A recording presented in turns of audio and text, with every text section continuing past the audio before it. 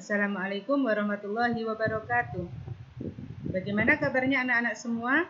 Alhamdulillah, semoga kalian semua dalam keadaan sehat walafiat. Anak-anak, pada pertemuan pertama kalian telah mempelajari Quran surah Al-Humazah dan sekarang saatnya kita mempelajari surah Al-Bayyinah.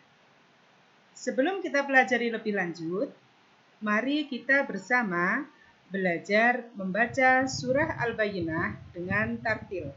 Perhatikan bacaan Ustazah. A'udzu billahi minasy syaithanir rajim. Bismillahirrahmanirrahim. Lam yakunil ladzina kafaru min ahlil kitabi wal musyrikina munfakkina hatta ta'tiyahumul bayyinah. Rasulun minallahi yatlu suhufan mutahharah fiha kutubun qayyimah wa ma tafarraqal ladzina utul kitaba illa min ba'di ma ja'atuhumul bayyinah wa ma umiru illa liya'budullaha mukhlishina lahud-din hunafa'a wa yuqimus sholata wa yu'tuz zakata wa dzalika dinul qayyimah. Innal ladzina kafaru min ahlil kitabi wal musyrikina fi nari jahannam khalidina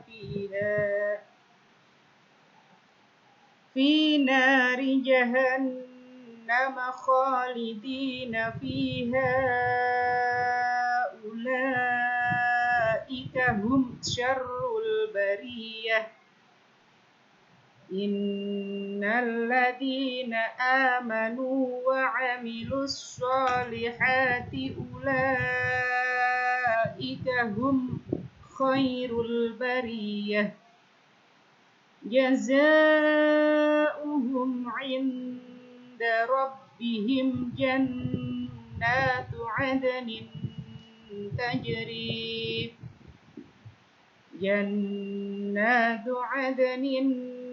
tajri min tahtihal anharu khalidina fiha abada.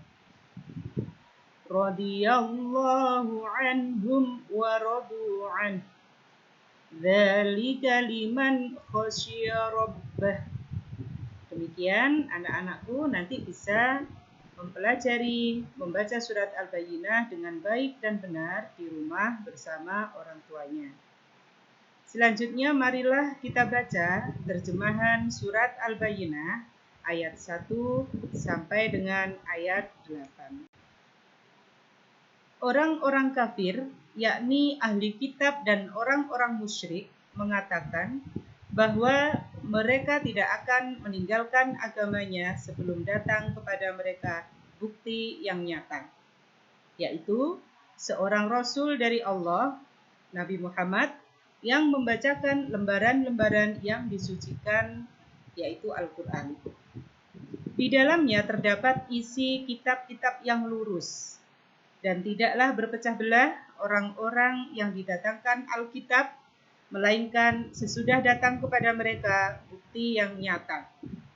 Padahal mereka tidak disuruh kecuali supaya menyembah Allah dengan memurnikan ketaatan kepadanya dalam menjalankan agama yang lurus, dan supaya mereka mendirikan sholat dan menunaikan zakat.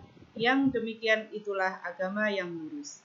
Sesungguhnya orang-orang kafir, yakni ahli kitab dan orang-orang yang musyrik, akan masuk ke neraka jahanam. mereka kekal di dalamnya, mereka itu adalah seburuk-buruk makhluk.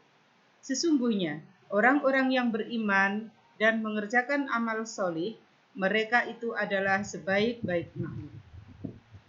Balasan mereka di sisi Tuhan ialah surga Aden, yang mengalir di bawahnya sungai-sungai, mereka kekal di dalamnya selama-lamanya.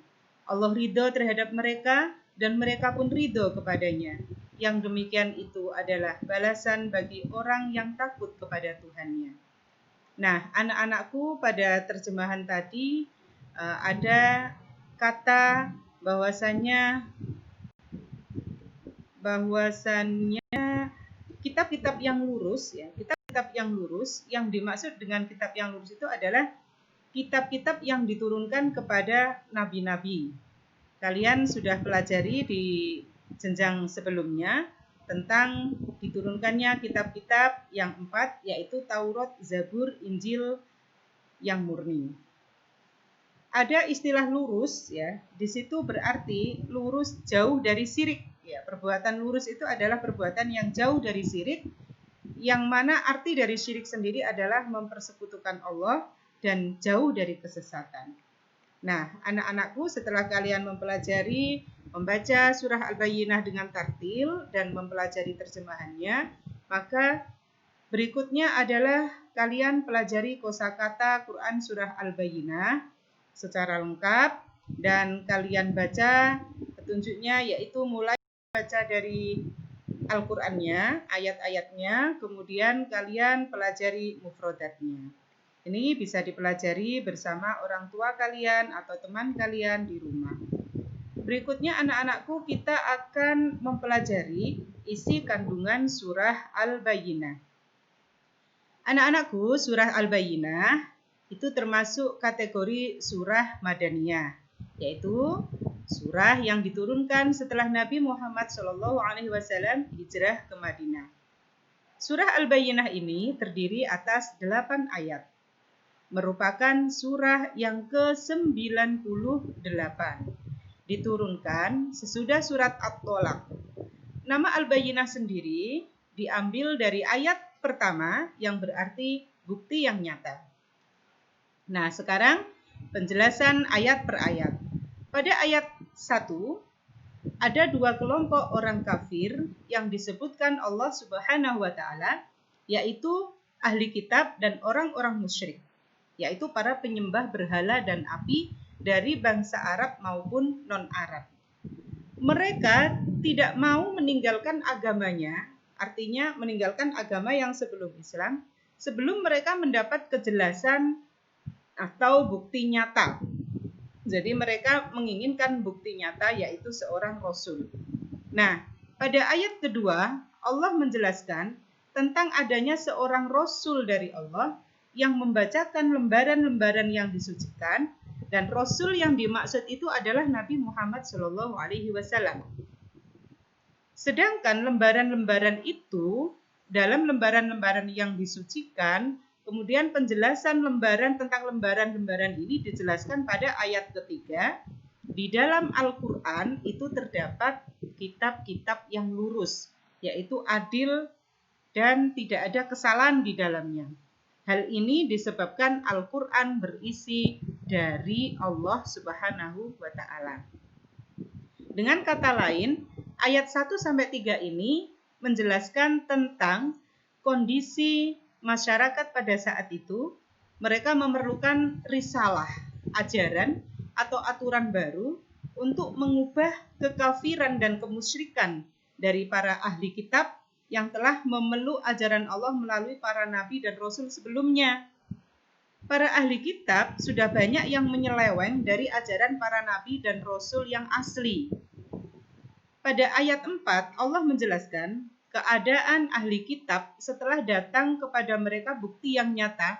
Mereka justru berpecah belah ketika datang bukti yang nyata yang mereka tunggu. Padahal bukti-bukti itu telah mereka ketahui dengan jelas dalam kitab-kitab mereka.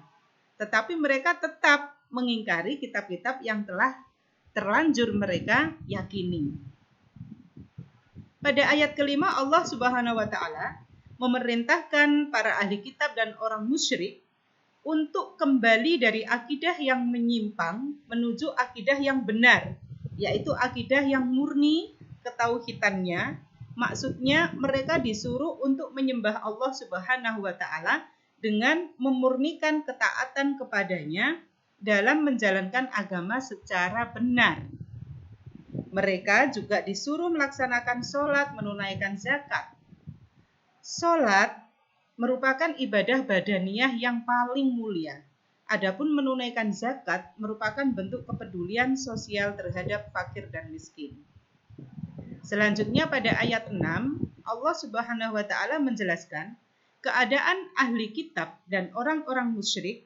Mereka telah mengingkari kebenaran adanya Nabi Muhammad SAW dan Al-Quran. Mereka akan berada dalam neraka jahanam. Itu adalah ancaman Allah. Mereka kekal di dalamnya dan menjadi makhluk yang mempunyai predikat seburuk-buruknya makhluk. Selanjutnya pada ayat ke-7, Allah Subhanahu wa taala mengabarkan keadaan orang-orang yang memiliki keimanan dalam hati mereka, mengerjakan perbuatan yang baik untuk beribadah kepada Allah. Mereka diberikan Allah predikat sebagai makhluk yang paling baik. Dan pada ayat 8 dijelaskan tentang balasan yang akan diterima oleh orang yang beramal dan beriman dan beramal solih. Mereka akan memperoleh surga di sisi Allah Subhanahu wa taala. Mereka akan hidup kekal di dalam surga. Mereka tidak akan terputus dari rahmat dan nikmat Allah. Mereka masuk surga dengan keridhaan Allah. Mereka pun ridho terhadap balasan yang diberikan Allah Subhanahu wa taala. Indah sekali kan? Nah, pada akhir ayat ini dijelaskan bahwa orang yang takut dan takwa kepada Allah Subhanahu wa taala yang berhak memperoleh semua balasan yang indah yang Ustazah sebutkan tadi. Mereka memperoleh disebabkan pengabdiannya kepada Allah Subhanahu wa taala secara tulus dan jauh dari kesyirikan.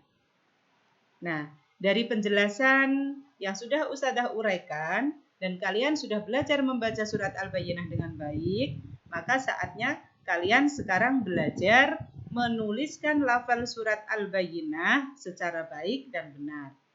Di dalam sini sudah ada kolom ya, ada kolom ayat, kemudian di sini kalian tuliskan ayatnya. Ini menjadi tugas untuk kalian, bisa didampingi orang tua atau saudaranya. Nah, untuk meringkas seluruh pelajaran isi kandungan dari surat Al-Bayyinah, kita nyanyikan satu syair diambil dari syair Sepohon Kayu. Tentunya kalian sudah bisa semua. Yuk kita ikuti.